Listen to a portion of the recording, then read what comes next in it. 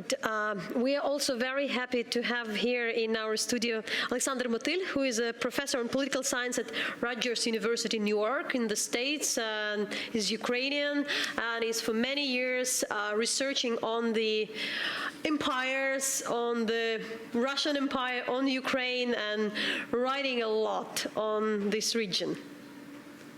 So maybe, good evening, thanks. My pleasure. Maybe the first question, just to kind of get things rolling. You've been back in Kyiv in Ukraine for a little while now. Was it 3 weeks or? 3 weeks, yes. So what's your impression of reforms? What have people been telling you? How are you evaluating the spirit here? Especially while we're talking about Greece and all this economic collapse, as you know, everybody's concerned. Well, you talk to people in Ukraine, as you well know, and everyone will tell you that there's no reform, that the country is at a dead end, and it's virtually on the verge of collapse. And I know from my own research and from my own writings, as well as from observing things, that that's just not the case. I mean, Ukraine has embarked on reforms. They may be inadequate, they may be too slow. I mean, those are fair accusations. But the standard Ukrainian perception that nothing has changed, quote unquote, is simply wrong. But it's understandable because people's lives have gotten more difficult. And what they expect from reform is an immediate improvement in their material existence. So what have been the key reforms for you that have happened here so far? Well, for instance, I mean, something in the nature of macroeconomic stabilization has actually taken place. Again, I don't want to go into that too far because I base my analysis on people like Professor Gorodnichenko and the Vox Ukraine team, but they're pretty clear. Clearly something has happened and it's of a positive nature. Ukraine has fulfilled most of the requirements of the International Monetary Fund. Again, this is according to the statistical surveys that Vox Ukraine as well as Ukrainska Pravda have performed. I'm impressed by some of the changes that have taken place in the Ministry of Internal Affairs. Just today, as you know, there's a new police force in Kyiv. I'm impressed by the depth and extent and wisdom of the education reforms that have been embarked upon. I'm impressed by the fact that Ukraine finally has an army. It never had an army, at least not for the last 25 years. It has an army. It has something resembling a national policy, a national security policy. It has a fairly coherent foreign policy. In other words, things have changed. I mean, a significant number of things have changed fairly significantly. So what then, but it also matters because when you speak to the people in the streets, they are unsatisfied. So there is some gap. And so what is the problem then? Because there is a growing dissatisfaction, not by everybody, of course, but still. So what is missing then? Well, there are two things. I mean, one is the superficial answer, but not an incorrect superficial answer to your question, is the government isn't doing a good enough job in communicating the changes that it's brought about. I'm impressed by the way Saakashvili is able to reach out to the population of Odessa, is able to reach out to the armed forces and persuade them that he's on their side and that he's doing things to help them. Well, and he'll take journalists with him while he's doing it and, you know, really get out there beyond social media, beyond Facebook. Exactly. So he's savvy. He understands how these things are done, and I'm somewhat at a loss to explain why Poroshenko, Yatsenyuk, or some of the other ministers aren't doing similar kinds of outreach efforts. But the more serious response to your question is that change is always painful, and significant change is especially painful. Ukraine has to experience very significant change. And for that change to have a positive effect, that will take time. It always does. It might be half a year, it might be a year, it might be a little more than that. But the immediate consequence of any kind of change is always a reduction in efficiency, is a reduction in well-being. And when people have exalted expectations, as they rightly do because of the Maidan and the revolution, and the result is a real decline in their living standards, rightly they are upset. And they're asking themselves, well, where's the change? There doesn't seem to be any. But of course there is, but it's institutional, it's structural, it's well, I mean, and that's the disconnect. I mean, having been in a lot of villages and small towns lately, you talk to people whose salary a month now is barely over $100, where unemployment benefits, I think, are about $40 a month, and what people can buy with their income is also significantly limited. And of course, for them, the question is, is, how has anything gotten better? How are we moving ahead? So, I mean, what do you tell to those people? I mean, I understand the basic argument, I think, is this is an investment in the future, this is necessary to move ahead, but it also seems like in Ukraine's history there have been so many moments when things have gotten worse, but then failed to get better. That's right. I mean, again, it's perfectly reasonable and logical for people to have the expectation that this is just another one of those moments, and that they're being promised all sorts of positive changes, which will never happen. So I understand them. What do you do? Well, I mean, one of the things that the government has done, again, I'm not sure how well that's working, is this program of social assistance. In other words, people who aren't going to be able to meet the rises in gas and electricity will be able to apply and get social assistance. That is critical. That has to work. At this point in time, that's not quite yet critical because, of course, gas and electricity expenses are down. Once November, December roll along, it is absolutely essential that the vast majority, or at least the majority of people in need, will be getting some kind of social assistance to meet those needs. If that doesn't happen, then, of course, we can probably expect some unrest. I mean, how serious will the unrest be is hard to say. But certainly there will be, certainly there will be a further decline in the legitimacy and the popularity of the government. Well, and it seems to feed a populist trend in Ukrainian politics as well. I mean, when you have people that don't have this income, it makes it harder, and there's been a lot of criticism for that. You had the law passed this week concerning, loans that had been calculated in foreign currencies and then requiring the bank system to use the conversion that was present at that time. I mean, that seems like pure populism and certainly not good economics. That's just going to bankrupt the state. There were a lot of young MPs who also had voted. They called their votes back, but still they were the graduates from LSE, from the Cambridge. Still they voted. They were in this, general idea of populism. And that, of course, is the danger. I mean, and it has to be resisted. Unfortunately, again, that means that the government, at least for the foreseeable future, let's say for the next 6 to 12 months, again, I'm assuming a relatively decent, normal government. Let's assume that it's actually doing what it thinks is correct.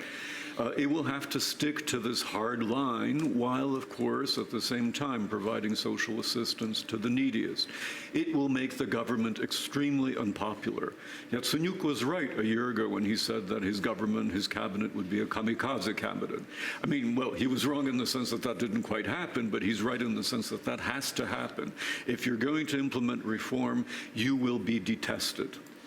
And he's succeeding. I mean, he's polling at about 1.6% now, I think, when he won over 20% in the last election. Well, maybe to turn into a different direction, we always find it interesting what people have done research and what they've worked on before Maidan and all of that. And one of your studies had been looking at Russia and Putin's attempt to build up an authoritarian system, and now seems to have done that quite well. I mean, what was your experience working on that project and then seeing what Putin has gone on to do more recently? And maybe I should also jump in to say there were some articles you were writing about growing authoritarianism in Russia, even like using the words like fascism a couple of years ago. Sure. That was something we never discussed. Well, back in 2006, 2007, and I forget exactly why, but I remember that I was thinking about what the Russian regime was like. What was the best way to characterize it? You may recall there used to be debates in the early 2000s about whether this was Putinism, managed democracy, or things of that sort. And I started looking at Russia comparatively, and that is to say compared to other societies and other states historically, and it occurred to me, it was one of these epiphanies, that it was decidedly similar to Nazi Germany and fascist Italy. And I began exploring that somewhat more closely, both conceptually, theoretically, methodologically. I won't bore you with the details, but the bottom line was that already in 2007, 2008, I started writing articles suggesting that Russia was no longer just authoritarian, it was already that, but it was moving in the direction of being a full-fledged fascist system. And what does that mean? Because that's a term we hear so much now, applied to Ukraine and others, so what is that? It's virtually meaningless, because of course by fascism, people mean, bad guy. Right. I don't like him, so he's a fascist. He's a jerk, he's a jerk and he's a fascist. No, I mean, there's an entire literature on this. Essentially, all right, according to my definition, to put it simply, a fascist system is a highly authoritarian state with a macho-style leader. All right, that's the difference. Okay, so now you can add any number of other things, but again, I won't go into the details here, but it's a highly authoritarian state with a leader who isn't just a patriarch, a general, a faithful individual, a cabal, a junta, as Putin occasionally says. No, he's a leader who tries to project vigor, masculinity, a macho presence. We saw that with Hitler. We saw that most of all with Mussolini. We've seen that with other fascist-type leaders like Juan Perón in Argentina, and we see this now in the case of Putin. Why do they do this? Because the vigor, the masculinity is a way of legitimizing themselves. It's a way of reaching out to the population, appealing to the population's desire for a strong man on horseback, and thereby acquiring that popular support. And that's exactly what Putin has done.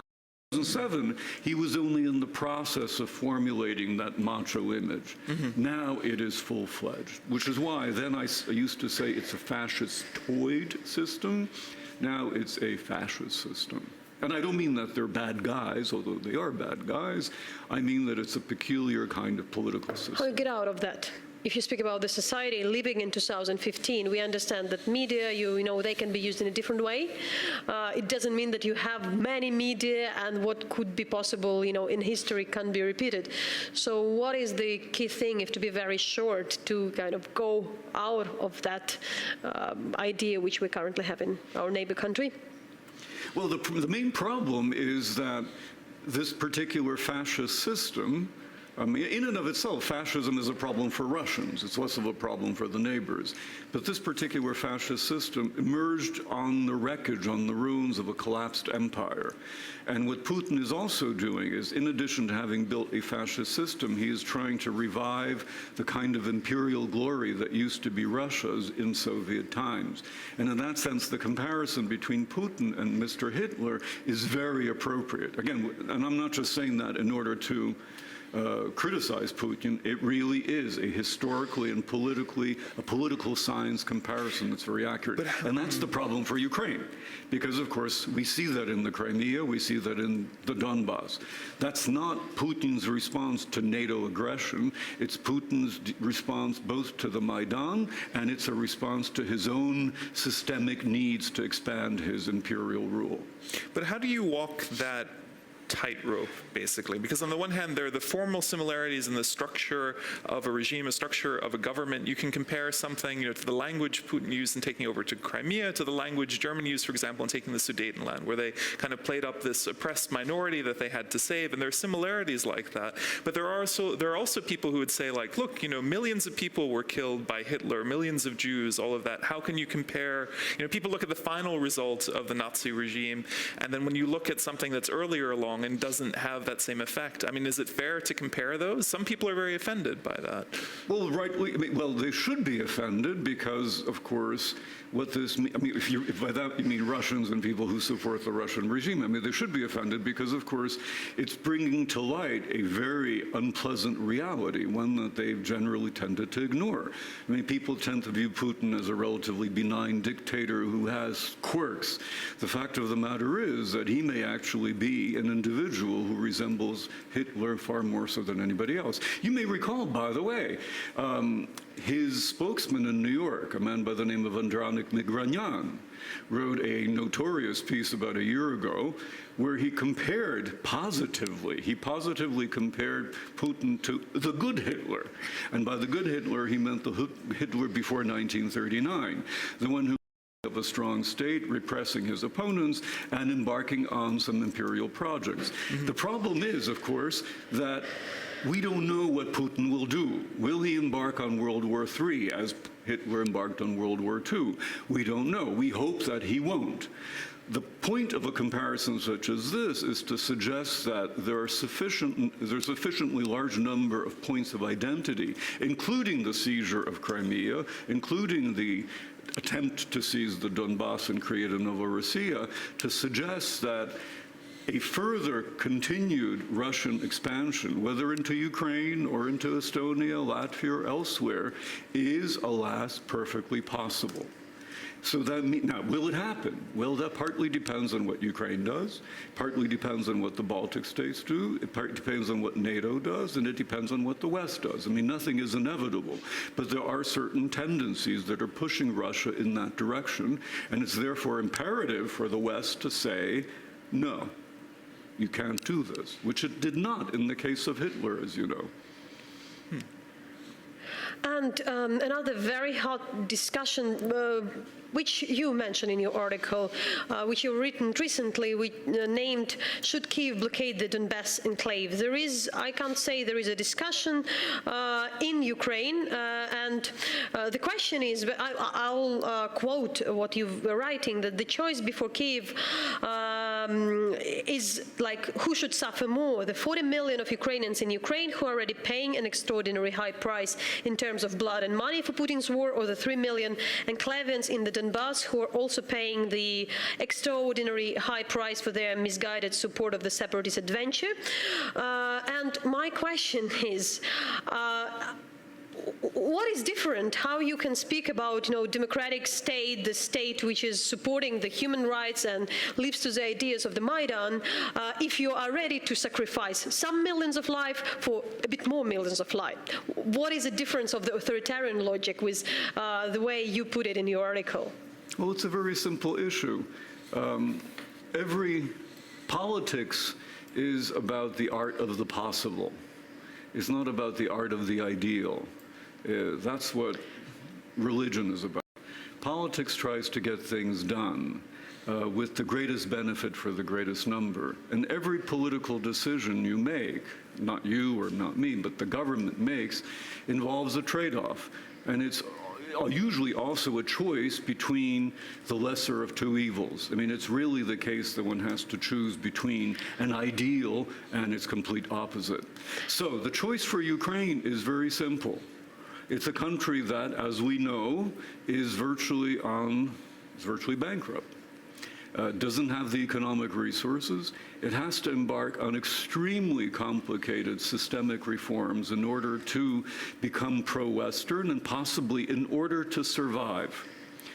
This war is a drain on the economy. It's a war that is increasingly making the population unnerved. People aren't happy. They want the war to end. It's clear to me from my conversations and my readings that Ukrainians are increasingly unwilling to die for Luhansk. They're willing to die for Ukraine. I'm not sure they're willing to die for Luhansk and Donetsk. Do you think it's not Ukraine? And what is the difference between? No, I'm talking about them. I haven't, in my 3 weeks of conversations, in my reading of blogs, I don't find enthusiasm on the part of the population to go out and die for the Donbas. In other words, my only point is this. Is it a tragedy of lacking the solidarity? No, it's not. It has nothing to do with solidarity. It's a question about what Ukraine should do in order to prosper and survive as a state. And the question before Ukraine is really very simple. Assuming that it needs to reform, and it needs to reform in order to survive as a state, can it do so while fighting a war that it can't win? And can it do so even if, or especially if, it integrates a region that is led by these militants with 45,000 soldiers armed to the teeth with Russian tanks and the rest? But Professor, when you speak about that, do you know what are, to your idea, to your knowledge, what are actually the things? What do you mean by blockade? What do you know about the measures which are taken and to whom they are bringing the most harm? Well, unfortunately, people would suffer. You're absolutely right. When we're talking about a progressive cutoff of gas, electricity, water, trade, things of that sort, that's what we mean by a blockade, right? So the essentials wouldn't be getting through. Obviously, people would suffer. But Ukraine has to ask itself a question, as does everybody listening or everybody in Ukraine. Is Ukraine in a war? And I think the answer most people would say is yes. Does it want to win the war or minimally not lose the war? And I think most people would say the answer to that is also yes. How can it do that? In a war, you do not generally, logically, supply the enemy with gas, electricity, fuel, and food supplies. That's just not done But do you have anymore. at least one, at least one within this year confirmation that there was a food supplied from Ukrainian side which has given, which are going to the separatists, to the fighters? Because following the story very closely, we didn't have any confirmation. The food which were given there, which it gets to the civilians, it gets to the a 3 million population, while the fighters are usually getting their logistics from Russia, so it has a direct impact to the other side. So I want to really understand, if we are very, very general on blockade, how, for instance, the fact that the drugs can be given to the hospitals, how it can help Ukraine to win war. You're talking about, in order to conduct a war, the terrorists, the separatists, need to have a relatively stable, relatively functioning economy and a relatively stable, relatively functioning society. If the economy and the society begin to degrade, that inevitably begins to degrade, subvert, undermine the ability of the terrorists to fight. It is absolutely essential to Ukraine's survival for the terrorists to stop attacking Ukrainian forces. I think we can agree on that. They will not stop doing that. Russia is supplying them with arms. They will only stop doing that if they lack the capacity to do that. And a blockade, or minimally the threat of a blockade, would begin to affect their ability to fight the war. Ukraine will not be able to defeat them. All military experts are in agreement that Ukraine cannot defeat the terrorists. All it can do is stop them. But they, as we've seen over the last months, they are continually attacking. That can only be degraded if their economic and social base is degraded. If we're speaking long term, are we speaking also about how to live further and how to live afterwards? So far, what we know, and before going, maybe we would show also the piece of the video, because we're working a lot in the East. I'm traveling also to the occupied areas, and there is also an idea how we're coming back. So showing the piece, I also introduced that there is a difference. There is some kind of gravity and bitterness with Kyiv, rather more connected to these current events than anything else before. So showing this piece of video, I filmed in Donetsk, so we've taken one of many stories. I really want to connect the things, the general, political, and the human story.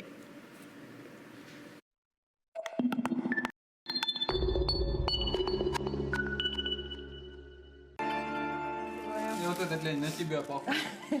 Держи, лень такой. На тебя похож. Серьезно похож. Держи. Только не выкидывай, ладно это?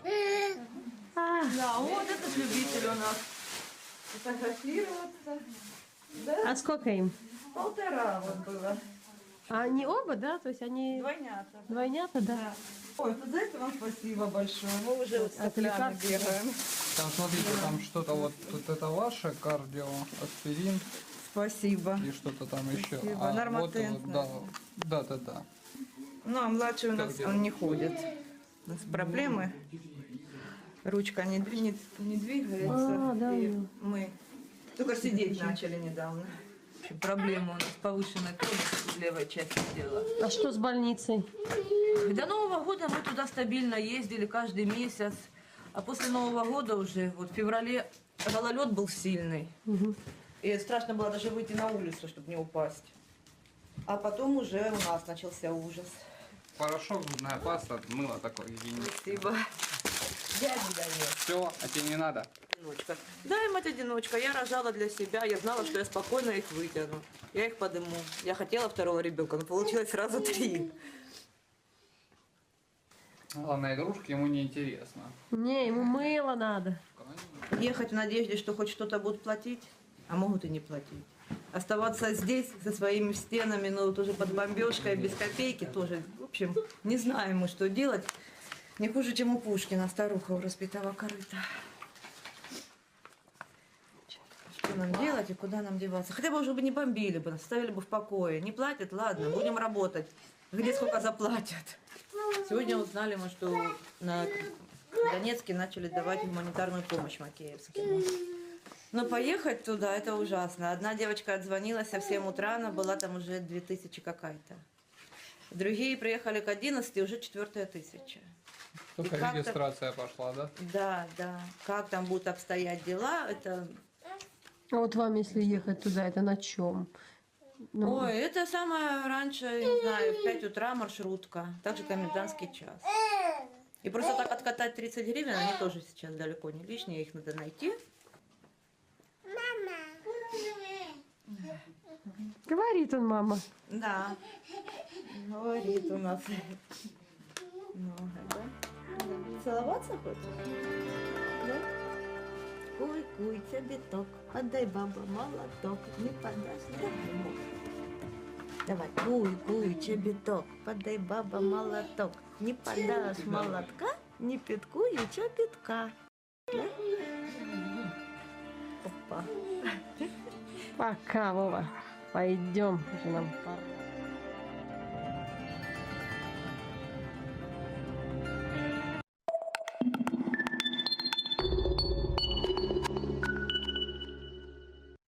So, Professor, the idea is, it's a lot also how to live further. You know, when you talk to the people in Donetsk or somewhere else, they definitely, most of them, the majority, don't believe in these crazy things about fascist, junta, and things like that.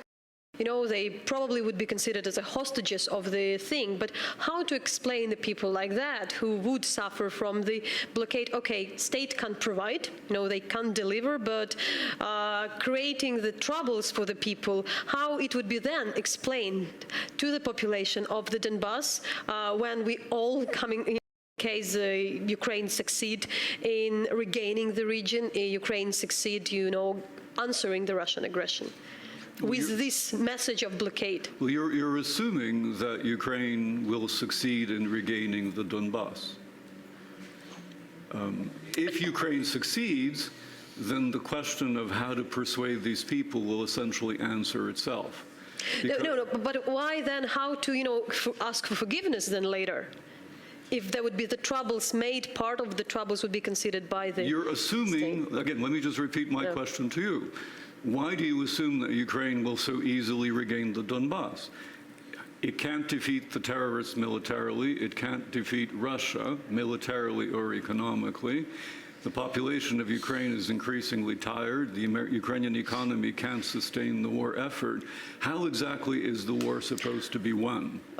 Clearly, with also the war for the heart of minds and explaining also, you know, we are still in the Minsk process. We're still in kind of negotiation of not stabilizing relations with Russia, but with the at least not creating more trouble, because the idea of the whole operation is about saving the population, is about protecting the population of Ukraine. And here my question to you is very simple. Which population deserves to be protected and saved above all? And my answer to that question is the 45 million people in Ukraine proper, the one that is controlled by Kyiv, deserve priority. And the Ukrainians in the Donbas, the Ukrainians in the Zeleny Klin in the Far East, the Ukrainians in the Kuban, or the Ukrainians in New York are not as much of a priority. What struck me about that film, and it's a very moving film, is that it could have been filmed in any part of Ukraine. When I walk the streets of Kyiv, I see babies, I see men and women without legs, without arms. I see paraplegics. I see extreme poverty. And there are 40 million people whose lives and livelihoods depend on economic, political, and social reform. The difference is a bit with this particular story that if you speak about the volunteers, previously they could come to, for instance, Mariupol and Kyiv and bring back the drugs, for instance, for this kid. What's happening with, for instance, problems on the crossing the separation line is not getting. But with the answer is, you know, it's not up to me to answer, but But if you ask me as a citizen, then I don't see the difference. The idea about the state is to protect a civilian without an arm. So the difference is between the people with the arms who trying to, commit crime and the population who we are all about to, again, save from this war. Unfortunately, if Ukraine were as rich as Switzerland or Germany or the United States, it could do exactly what you're suggesting. Feed everybody, clothe everybody, provide medical assistance, and as you know, the United States doesn't, but in principle it could, and the rest. But alas, Ukraine is pretty much a third world country, which is barely able to feed itself. And if it doesn't change economically and politically, it won't be able to feed its own population. And the story you saw, that you just showed on that film, will then multiply throughout the country itself. I don't see any justice in that. It seems to me that that's actually a very cruel approach, because it would mean not only that the country could potentially collapse, but that the lives and livelihoods of 40 million people could become seriously undermined. And we should find this balance between what we are thinking in a great, in general terms, and also when you talk to the people who are there, the volunteers who are providing them, and also the military who are serving and staying in the region where people have broken families and on the daily basis discuss that issues. But, thanks a lot. You have the position, you have the point, you have an argument for that, and we were happy to hear that. And also stay in touch and discuss further things, how they will move on. My pleasure.